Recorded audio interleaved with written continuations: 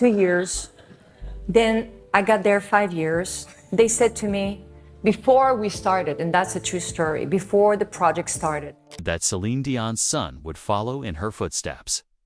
He was expected to sing. He was supposed to remain in the music industry. René-Charles, however, had different ideas. At the age of 24, he finally opened out about his covert activities. For years, the family remained silent. His mom was concerned. He would have stunned his late father. However, René-Charles had lost interest in their anxieties. The reasons? Celine has been so careful of his privacy, and why he has been so secretive are explained by what he revealed this year. On March 30th, 1968, Celine Dion was born in Charlemagne, a tiny village close to Montreal. Out of 14 children, she was the youngest. Her mother quipped that there wasn't even room for one more spoon because their home was so packed. With 16 individuals living together, the commotion and excitement never subsided. Everything was shared, and there was never any luxury or peaceful spot. Celine, one of over 20 mouths to feed, was a baby in a chaotic world. Her family was impoverished, noisy, and crowded, much like most of the people in their neighborhood, because everyone around them lived the same manner. They were unaware that they were having difficulties, as she subsequently stated. Not even a crib was there to greet her. Her parents put her in a blanket-lined dresser drawer when she got home from the hospital. It wasn't an odd choice. It was all they could do. There was no space for baby furnishings and no money for accessories. The Deans had a lot more children and significantly less money than the average Canadian family at the time, which was about $6,000. Limitations and difficult decisions defined her early life. Space didn't open up as she grew. The tightness only increased. There were times when Celine had to share a tiny bed with 3 sisters.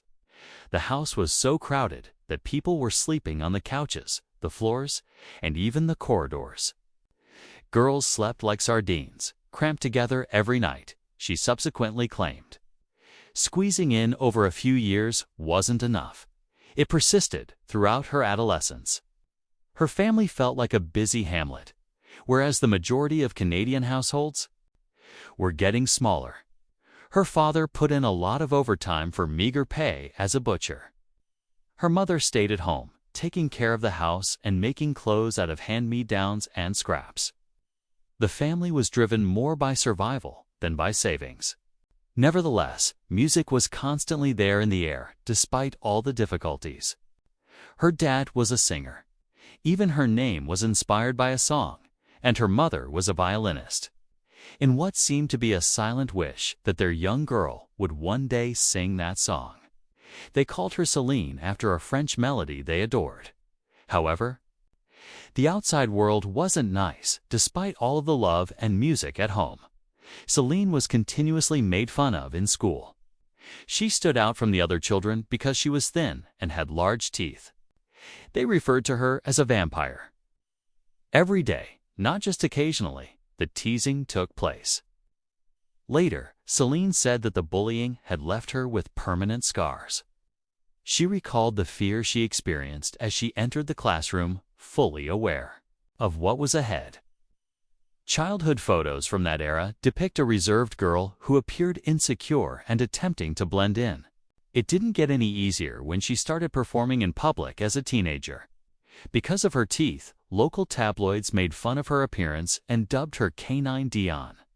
Despite the fact that she was a child, adult journalists joined in the mockery. Although her singing was garnering attention, her looks was the main focus of the headlines.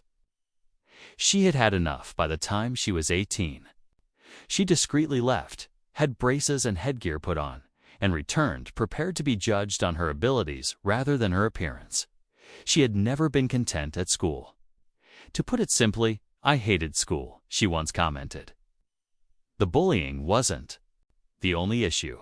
She didn't think she was welcome there. Her home was the source of her true education. Her teachers were her siblings. Her classroom was the dinner table. Instead of books or chalkboards, she learned how to sing, perform, and survive from the people in her immediate vicinity. The Dion family persevered when finances were scarce. Literally, they created a band. Every one of the 14 kids participated. They performed at modest venues in Quebec under the name Dion's Family. Celine sung at her parents' piano bar when she was only 5 years old. She wasn't given special treatment. She participated in the deed. She had composed her first song and recorded a demo by the time she was 12 years old. In 1973, she made her stage debut during her brother Michel's wedding. Fun wasn't the only goal here. It was a matter of survival. The shows contributed to revenue. More significantly, they provided Celine with a stage. She felt little on the schoolyard, but safe in the family basement. She refused to get out with pals after school. She would dash home and start making music with her siblings. She took refuge in their basement. It was lively and boisterous, with lots of instruments, singing, and laughs. Celine discovered her voice in that basement. She used it to transform suffering into strength. She fought back against the world that made fun of her with every song she sung. A young girl and her family entered a nearby studio in June 1980. Just enough money had been saved for them to record a demo. She only wrote a few easy tunes with her mother and siblings' assistance. It wasn't fancy. Most children were still learning how to ride a bike at that age. However, this girl was thinking of something else: music. She unwittingly started a journey that would eventually reach hundreds of millions of people when she sang into a studio microphone that day while surrounded by her family.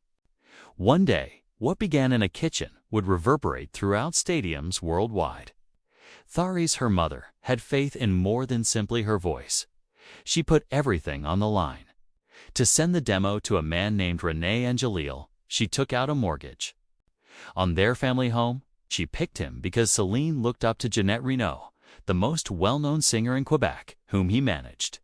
However, the family could only afford to send one tape. It would all be over if it ended up in the wrong hands or in the trash. Dion's had 14 children. A baker was their father. This was more than a chance. They had nothing else. And that cassette managed to make it. Somehow René paid attention. He heard more than a tune. Something he had never heard before came to him. It turned out to be the greatest voice he had ever heard. He reportedly sobbed. Others claim that he sat silently, in a state of shock. Everyone was startled by what he did next. To finance her career, he mortgaged his own home, which at the time was worth over $100,000. A 12-year-old girl with no stage experience. He didn't care that his friends said he was insane. He had faith. She was already a rising figure in Quebec by 1983. She had dominated Eurovision by 1988. She had only just begun. It wasn't a big tryout for their first meeting. René didn't even have a functioning microphone when the Dion family got there. He remarked, "Pretend you're singing to a full stadium," and gave her a pencil. She made no hesitation. She sung ote qu'un rêve, as if her life depended on it while holding a pencil. He was hearing things that René found unbelievable. He later claimed that she sung as if the audience consisted of 10,000 individuals. That moment determined her future, even though there were actually only a manager and a few family members. Celine put out 9 albums in French. Between the ages of 13 and 18, the majority of teens were preoccupied with school dances or exams. Hit after hit was being recorded by Celine. She became the first Canadian artist to win a gold record in France at the age of 15. D'amour ou de météore was the song. Celine Dion had a secret she was unable to share at the age of 18. She had developed a strong romantic attachment to her 44-year-old manager, René and Jalil. Rumors would have been sparked by the age difference alone, but it went beyond that. Sharing a room with her mother, she kept a picture of him beneath her pillow and looked at it every night. She felt physically ill from her obsession. She thought about him in her dreams. She had trouble falling asleep. She was aware that it was not possible. René has previously gone through 2 divorces. He could have been her father. Nevertheless, she was powerless to stop herself. The stronger the feelings, the more prohibited it felt. Her mother was the only member of her family to know. Celine's staunchest ally had always been Celine Dion. She was instrumental at the beginning of her career. She had faith in her voice. She was appalled, however, to learn that her adolescent daughter had fallen for a man who was almost 30. Years her senior, René was more than simply older. Celine has known him since she was 12 years old. Therese thought it was risky, even careless. Presumably hoping the fad would end, she went up to Celine. However, Celine did not retreat. Instead, she held her ground. "We live in a free country," she informed her mother. "I am free to love whoever I choose." She was fighting for more than just her emotions. She was battling for her freedom. She also had no intention of letting anyone stop her. Everything changed when she turned 19 a year later.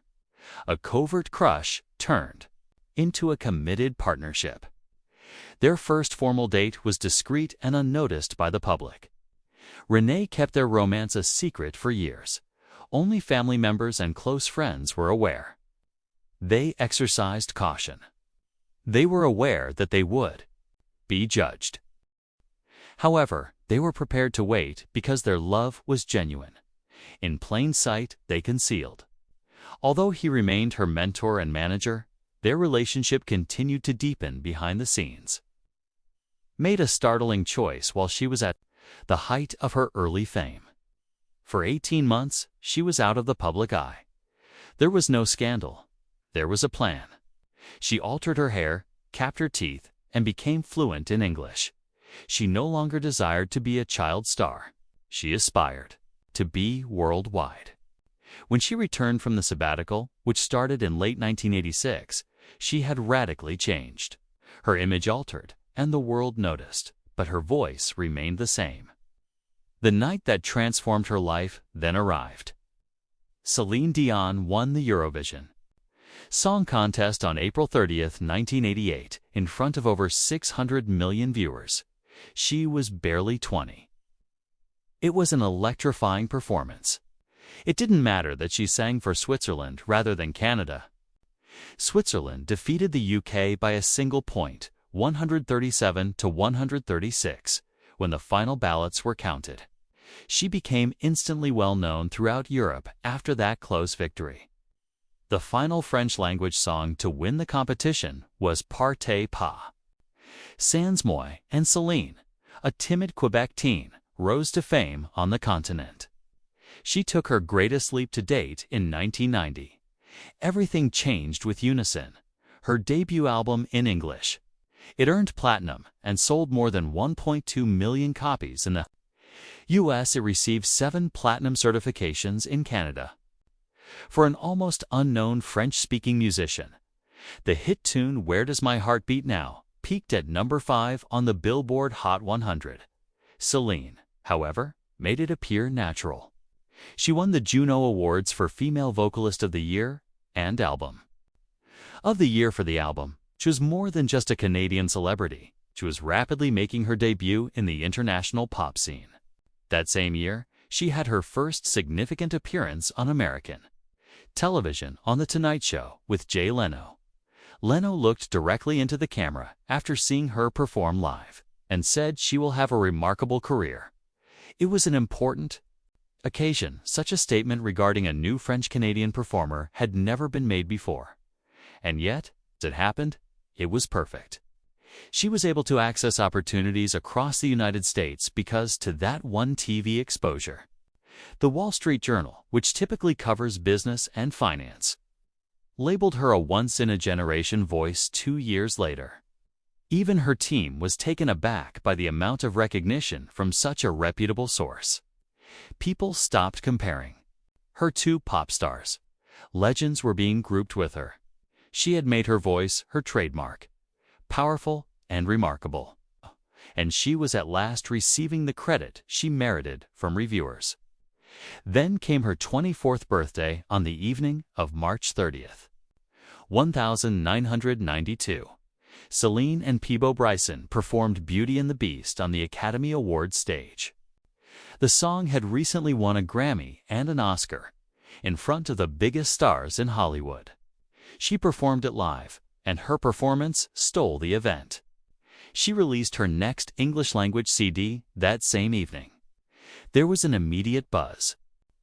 She returned to The Tonight Show within a day.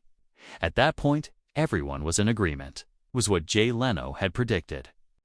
Celine Dion shocked the nation by being married live on national television on December 17, 1994, at the Notre Dame Basilica in Montreal. Millions of Canadians watched her walk down the aisle.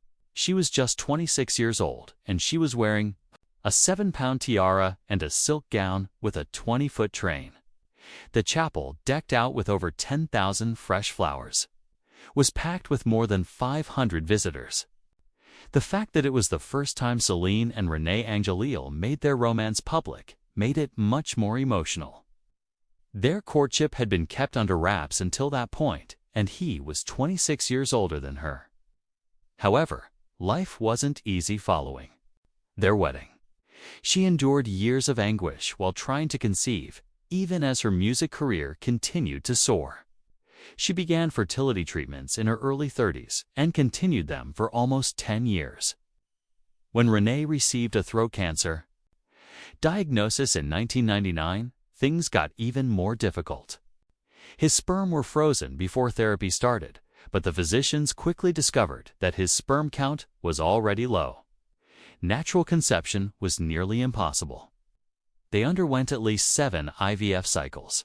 They all suffered, both mentally and physically. In addition, they miscarried.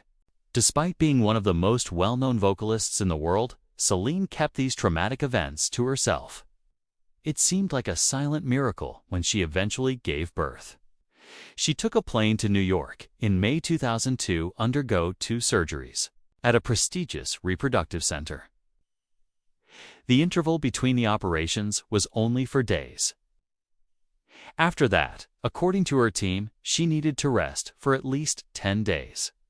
She put her work on hold entirely in order to concentrate on having a child. She was under a lot of pressure, both from her own aspirations and the media. Nevertheless, she continued. Then, their son was born in Florida on January 25, 2001. He was given the name René-Charles. He was 3 weeks ahead of schedule and weighed 6 pounds, 8 ounces. Celine was 33. The entire world joined her in celebrating. It felt like the right moment after years of disappointment and grief.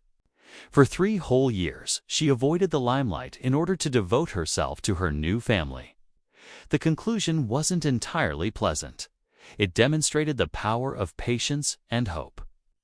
However, it was not the end of the story. Celine said something few anticipated in an interview in 2001. Another embryo was produced during the IVF process for René-Charles, but it was still frozen. She claimed that because of her strong attachment to it, she couldn't bear to let it go unused. Nearly 9 years passed while that embryo remained frozen. It then assisted in the birth of her twin boys in 2010. She had the opportunity to grow her family once more, thanks to the same science that made her a mother. Celine was already one of the world's top music performers long before any of this. She published Falling Into You in 1996. Everything changed with the album. Over 32 million copies were sold worldwide. It sold roughly 12 million units in the US. Another 2.1 million were added by the UK. Not only was it a bestseller, 1997, it took home the Grammy for Album of the Year. It outperformed Beck's and the Beatles albums. Sales in France, Germany, Canada, and Australia all surpassed 1 million. Songs like Because You Loved Me and It's All Coming Back to Me Now are still popular 25 years later. Those tunes alone sold millions of copies. The song No One Could Escape then started. Her career's biggest hit was My Heart Will Go On, which was released in 1997 for the Titanic movie. 18 million physical copies had been sold by 1998 in more than 20 nations. It was the top-ranked item. It spent 17 weeks at the top of the Eurochart's Hot 100 in Europe. Together, Germany, France, and the UK produced more than 4.6 million hard copies. Its radio play set a record at the time, reaching 117 million listeners in a single month. In the US, it is still streamed hundreds of millions of times annually. It is still being discovered by an entirely new generation. There was more to this achievement than a single song or album. Celine became the first female artist to sell over 30 million copies of 2 albums. 32 million copies of Falling Into You were sold. The 1997 release Let's Talk About Love came in second with 31 million. That has never been done by any other female artist. These were also long-lasting hits. They spent months on international charts. They reached previously unthinkable heights with the aid of songs like My Heart Will Go On. She altered the course of Las Vegas's future in 2003. For her, Caesar's Palace constructed a $95 million arena. It had 4,300 seats and was known as the Coliseum. Vegas was formerly thought of be a last resort for waning celebrities. Celine, however, disagreed.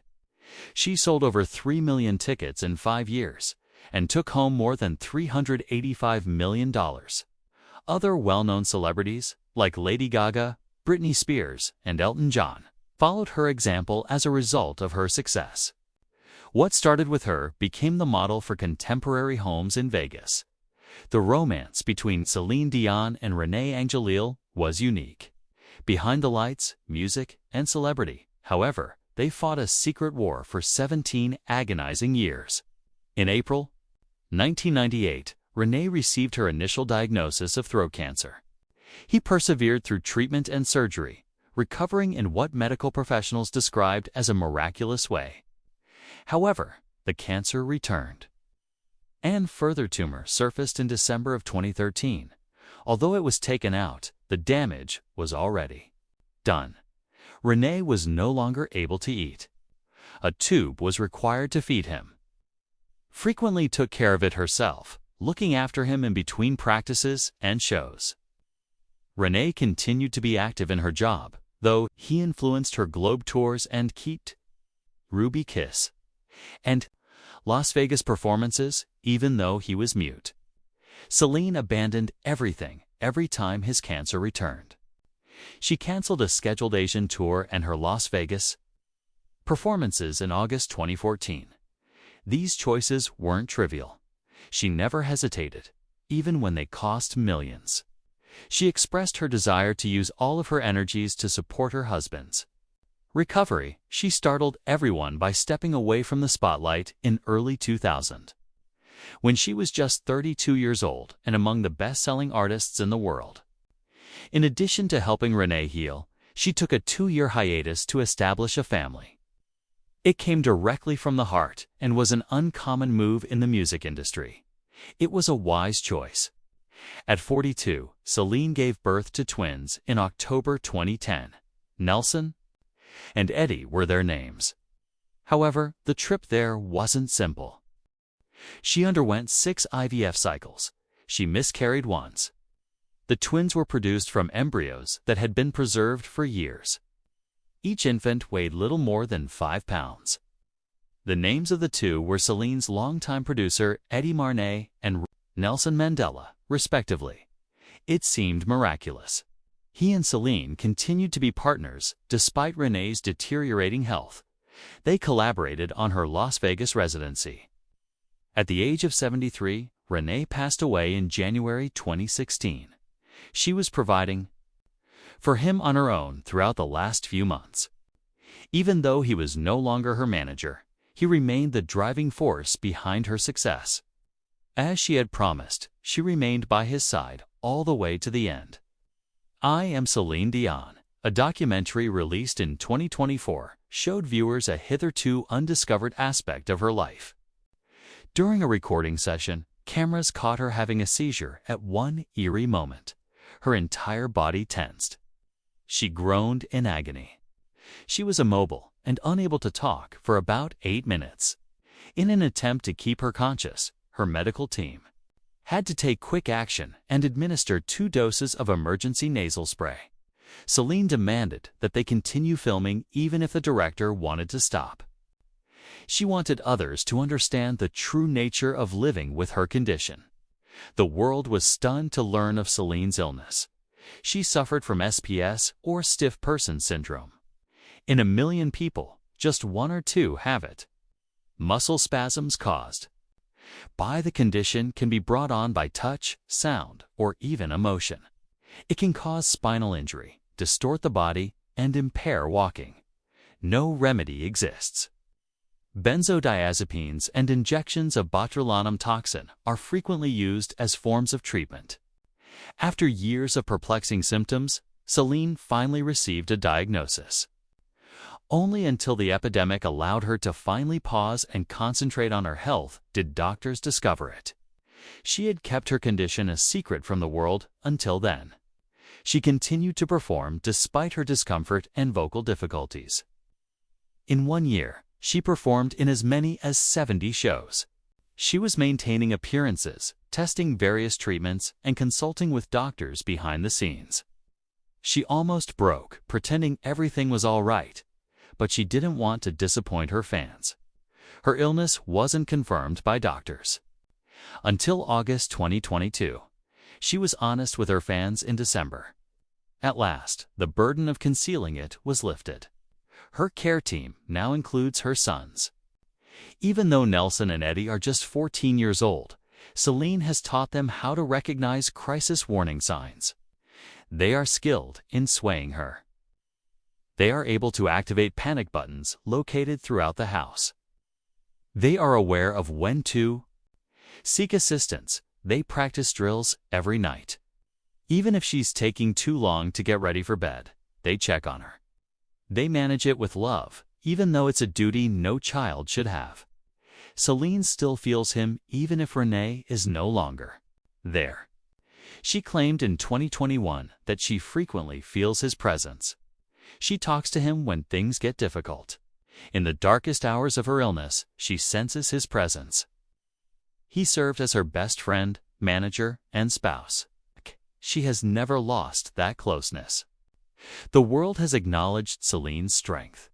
She was awarded the Legion of Accolade, France's highest civilian accolade. On May 22, 2008, she received it in the Élysée Palace from President Nicolas Sarkozy. It is rarely given to foreigners. She was the most popular French-language singer of all time by that point, having sold over 12 million copies of her album, Do. She was ranked as the 10th best Canadian musician of all time by Rolling Stone. In 2023, legends like Neil Young and Joni Mitchell were just ahead of her. No other Canadian solo female pop performer achieved a higher ranking. Decades after her initial hit songs, she received acclaim, demonstrating that her influence has endured despite all industry trends and changes. René-Charles, her oldest son, is leaving his imprint. At the age of 24, he has achieved success in 2 quite distinct fields. He released a hip-hop EP in 2021. He stunned the poker world by making it far into the World Series of Poker main event in July 2025. He advanced to Day 5 with 2.8 million chips out of over 9,700 players. He demonstrated that poker skill runs in the family and made almost $70,000. René, his father, had been a serious player as well. With music in one hand and cards in the other, René-Charles is now carrying on that tradition.